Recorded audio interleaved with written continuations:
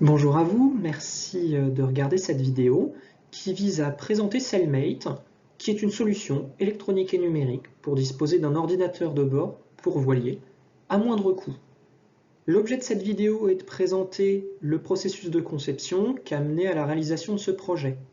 Si vous souhaitez un descriptif plus approfondi de toute la partie fonctionnalité et mise en place, je vous renvoie vers le GitLab sur lequel vous avez trouvé cette vidéo, qui contient normalement toutes les informations. Avant de commencer, je souhaite remercier Monsieur Cotteret, enseignant qui m'a suivi tout au long de ce projet, qui a duré 6 mois. Dans un premier temps, je vais expliquer le choix de ce sujet, qui est un choix en sujet libre. Nous avions droit de proposer des projets personnels, et c'est le cas pour celui-là. Je vais détailler assez brièvement le cahier des charges que je m'étais fixé en début de projet pour tout simplement montrer les objectifs et les contraintes auxquelles j'ai dû faire face. Je vais évidemment passer sur le déroulement du développement, comment est-ce que je m'y suis pris, les tests et les résultats, et enfin une partie conclusion et perspective, parce que vous verrez que l'application, enfin la solution, n'est pas encore complètement achevée. Comme je vous l'ai annoncé, j'ai choisi ce sujet car ma compagne et moi comptons vivre sur un voilier et envisageons évidemment de parcourir les océans et donc d'avoir de longues traversées devant nous. L'équipement embarqué, notamment électronique, est une aide à la navigation, surtout lorsque nous sommes en équipage réduit. On compte faire ça à deux et il ne sera pas de trop, cet équipement. L'équipement spécialisé coûte très cher, environ 10 000 € pour un système complet. Ma solution ne vise pas du tout à les concurrencer, mais plutôt à disposer d'une solution de secours. En effet, le milieu marin est extrêmement agressif. Entre la corrosion, l'humidité, le risque de submersion, de choc, de foudre à proximité, les risques et facteurs de casse sont assez nombreux. Et donc avoir une solution disponible à bord est un gage de sûreté. Voilà dans quel cadre s'inscrit Cellmate. Mais à quoi sert un ordinateur de bord, me direz-vous? Et donc, à quoi sert Cellmate? Eh bien, je veux que Cellmate serve à traiter et afficher les données des capteurs embarqués, parce qu'aujourd'hui, dans les voiliers, on trouve pas mal de capteurs, notamment des GPS, des anémomètres, tout un tas de données qui communiquent souvent par des bus, et le but est d'interconnecter Cellmate à ces bus. Ça doit rendre ces données disponibles à d'autres logiciels, tels que par exemple OpenCPN, qui est un logiciel plutôt orienté cartographie et routage. Ça sert également à nous alerter en cas de perte de mouillage, d'endormissement. Ces alarmes sont évidemment activables ou désactivables. Ça sert à assurer des fonctions réglementaires du bord, telles que la tenue d'un journal de bord de manière automatique, mais également de manière manuelle. Je veux également que cette application serve à tenir informés nos proches de manière automatique en envoyant tout simplement une trame GPX, le relevé des points GPS. Je souhaite enfin revenir sur le fait que ça me permet d'avoir une solution peu coûteuse qui peut soit venir en remplacement d'un système complet sur un bateau de grand voyage, soit dans le cas de petites unités, et éventuellement devenir un système de bord principal. Il est également intéressant de se demander quels sont les acteurs qui vont interagir avec ce système. Il y a évidemment ma compagne et moi, ce système va nous aider à la navigation, va disposer d'alarmes, mais ça va également servir à nos proches, à les tenir informés, mais à une autre personne, souvent plutôt morale que physique, les assurances, qui peuvent demander des preuves de suivi de route, et normalement cette application est capable de fournir ces preuves. C'est également un projet qui a disponibilité de tous sur GitLab, car il est public. J'ai évidemment des contraintes pour la réalisation de ce projet, telles que minimiser les risques d'erreur, parce que les problèmes n'arrivant jamais seuls, c'est forcément au pire moment que le système informatique pourra risquer de planter. Et c'est quelque chose que je veux évidemment éviter. Donc pour éviter cela, il n'y a pas grand-chose à faire à part mais avoir de bonnes pratiques, utiliser des structures de code connues et les tester, implémenter des mécanismes de récupération, logiciels ou physiques. Ce n'est pas encore fait pour la partie physique, mais j'y réfléchis activement, et avoir une conception modulaire du code qui permet d'isoler assez rapidement les erreurs, savoir d'où elles proviennent, pouvoir les tracer et ainsi les patcher le plus vite possible. C'est un projet au long cours, le code doit donc être maintenable. Pour être maintenable, il n'y a pas 10 000 solutions, il faut qu'il soit documenté, commenté, et que le nommage des variables soit suffisamment clair pour que même dans plusieurs années, je sois capable de reprendre ce code. Ça va de pair avec le point suivant, qui est d'avoir un code évolutif. Pour qu'un code soit évolutif, il faut qu'il soit structuré, notamment de manière modulaire, et évidemment propre. C'est un système qui va affronter un environnement marin, donc avec du sel, une énergie limitée, un faible débit Internet.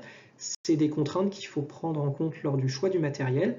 J'ai dû faire évidemment des choix entre mon budget et la résistance à ces différentes contraintes.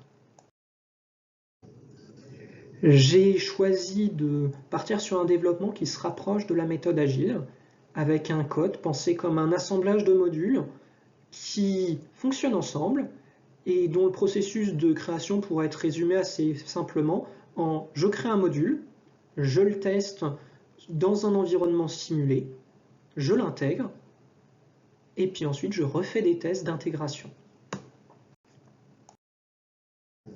Comment m'y suis-je donc pris? J'ai commencé par mettre en place mon main, qui est le processus temps réel, souple, certes, mais temps réel quand même, qui contrôle toutes les actions de l'application, mais également un contrôleur. Ils dialoguent entre eux par l'envoi de signaux, et dans le cas de non-réponse de l'un des deux, cela sortira une erreur et redémarrera automatiquement l'application. C'est une boucle logicielle pour éviter un plantage, du moins en récupérer. J'ai ensuite intégré une partie de journaux et de logs qui me permettent d'avoir des sorties d'erreurs qui sont consultables par un humain. Ces logs sont plutôt bien fournis avec plus de 200 messages d'erreurs différents qui normalement devraient me permettre d'aller isoler très facilement une erreur. J'ai ensuite intégré un GPS qui dialogue par le main via une liaison série. J'ai intégré un serveur mail qui fonctionne par l'envoi d'un fichier sur le net. J'ai intégré une IHM, elle dialogue avec le main par fil de message et évidemment avec l'utilisateur par sa partie graphique. J'ai ensuite intégré une partie mémoire ROM dans un fichier /temp qui permet de sauvegarder la configuration souhaitée par l'utilisateur, notamment celle qu'il indique dans l'IHM. Comme ça, en cas de plantage de l'application et récupération grâce à la boucle logicielle, je ne perds pas les consignes de l'utilisateur. J'ai mis en place une liaison série vers des ports virtuels qui me permettent notamment de communiquer avec le logiciel OpenCPN, qui est un autre logiciel, et donc de rendre disponibles toutes les données de SailMate pour cet autre logiciel. J'ai ensuite travaillé sur une carte capteur, une carte ESP32, qui dispose de plusieurs capteurs de pression, température, hygrométrie, un inclinomètre et un gyroscope, et une boussole, ce qui me permet, en combinant ces données-là, d'avoir l'orientation du bateau dans l'eau et de savoir comment est-ce qu'il se comporte aux vagues. En parallèle à ça, j'ai travaillé sur le projet un peu principal en intégrant la prise jack 3,5 mm de mon ordinateur au système. L'application peut donc prendre contrôle de cette prise jack et diffuser notamment des alertes sonores. J'ai continué mon développement sur le SP32 en ajoutant des actionneurs, notamment pour le moment ce n'est qu'une LED, mais j'ai déjà prévu le code pour pouvoir intégrer une barre de relais commandée par I2C également. J'ai ensuite réalisé la liaison entre le SP32 et le main par liaison série. On peut voir ici une photo du matériel utilisé avec un mini PC Linux Ubuntu 24.10 qui a été acheté pas trop cher, qui vaut 270 € environ, un GPS USB et ma carte capteur basée autour d'un ESP32. Comme je l'ai indiqué plus tôt dans la présentation, le but de cette vidéo n'est pas de présenter l'intégralité de l'application et toutes ses fonctions, cela est très bien fait par le GitLab, mais juste pour vous présenter rapidement le résultat que j'ai pu obtenir. Voici par exemple la première page de mon IHM avec tout en haut un bandeau déroulant qui permet de naviguer entre les menus, juste en dessous des icônes qui indiquent les statuts de l'application, et ensuite sur cette première page-là, toutes les infos qui sont réellement nécessaires à avoir en navigation. Sur la seconde page, on retrouve toute la fonction de journal de bord, avec la possibilité de compléter automatiquement l'entête, puis écrire tout simplement son journal avant de l'enregistrer. Et sur la troisième page, on trouve toute la partie options. Ce projet a évidemment fait l'objet de tests, pas assez complet à mon goût, mais ne pouvant pas sortir en bateau car le projet s'est fini en hiver et les conditions météorologiques ne le permettent pas, j'ai dû le tester à terre. En faisant tourner le GPS en marchant tout simplement, on peut voir la sortie du GPS à gauche et la trace GPS qui a été enregistrée par Cellmate à droite. On peut voir qu'il y a moins de points qui sont enregistrés par Cellmate, c'est normal et c'était une volonté de ma part de ne conserver qu'un point par minute et non un point par seconde. On peut cependant voir que la trace est de bonne qualité et que le filtrage des points fonctionne bien. J'ai également mené des tests sur la petite carte capteur qui s'est architecturée autour d'un ESP32. J'ai notamment testé les capteurs d'inclinaison. On peut voir à la vidéo que j'ai testé ça sur une table qui se base sur 2 servomoteurs. On peut également voir qu'il y a des à-coups.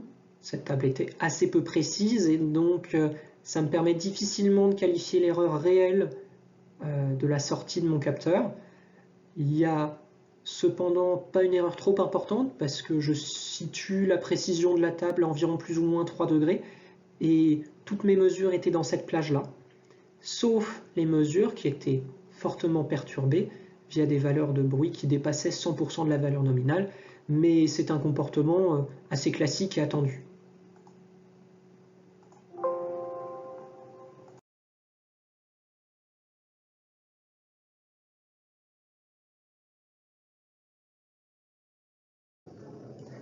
En conclusion, je dirais que mon objectif de disposer d'un ordinateur de bord pas cher est atteint.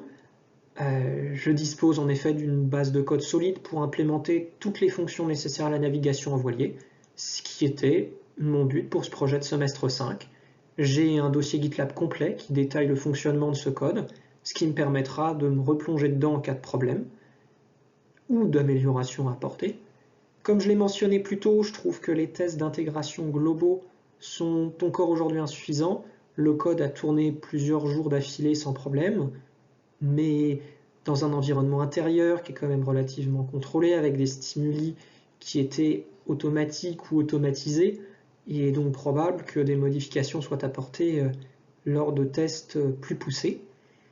Il reste également de nombreuses fonctionnalités à ajouter, et certaines d'entre elles, d'ailleurs la plupart, nécessiteront que je dispose du bateau pour connaître exactement les composants que je vais avoir besoin d'interfacer avec mon application Cellmate, notamment toute la partie capteur, bus présente sur le bateau.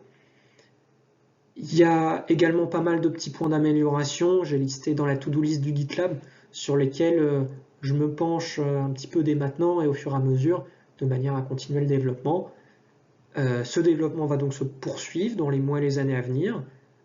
D'un point de vue personnel, j'ai bien aimé travailler sur ce projet que j'avais déjà prévu de réaliser sans avoir connaissance du fait qu'on pouvait choisir des sujets libres pour ce module scolaire. J'avais même déjà commandé une partie du matériel avant de le savoir. Si vous avez des questions ou des informations à demander, mes contacts sont présents sur le GitLab. Je vous remercie pour votre attention et vous souhaite une bonne journée.